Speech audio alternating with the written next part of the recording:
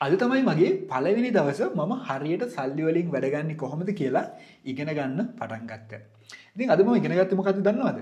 මම ඊට කලින් හිතාගෙන හිටියේ මට සල්ලි ගොඩක් හම්බ කරන්න පුළුවන් නම් මට තියෙන හැම සල්ලි ප්‍රශ්නයක්ම විසඳ ගන්න පුළුවන් කියලා. ඒත් අද මම තේරුම් ගත්ත දේ තමයි කොච්චර සල්ලි හම්බ කරත් වැඩක් නැහැ. මම හම්බ කරන සල්ලි හරියට මැනේජ් කරගන්න මම දන්නේ නැත්තම් කියලා. ඉතින් මම අද ඉගෙන ගත්තේ පුංචිම පුංචි දෙයක්.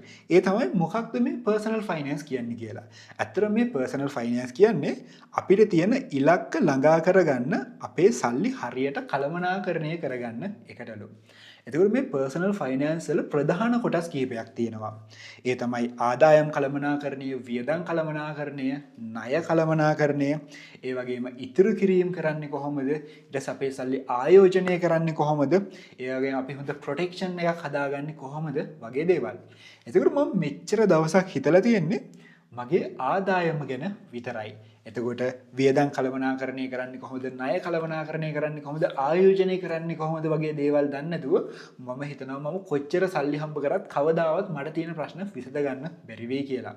ඉතින් ඒ නිසා මම අද ඉඳලා මේ වියදම් කළමනාකරණය, ණය කළමනාකරණය වගේ දේවල් ඉගෙන ගන්න පටන් ගන්නවා.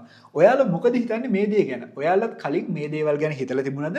නැත්නම් ඔයාලත් හිතාගෙන හිටියේ සල්ලි ගොඩක් හෙව්වොත් ඔයාලා තියෙන ප්‍රශ්න විසඳ ගන්න පුළුවන් වෙයි කියලාද? ඉතින් ඔයත් මේ දේවල් දැනගන්න කැමති නම් Money Master ශ්‍රී ලංකා අපිව ෆලෝ කරලා තියාගන්නත් අමතක කරන්න එපා.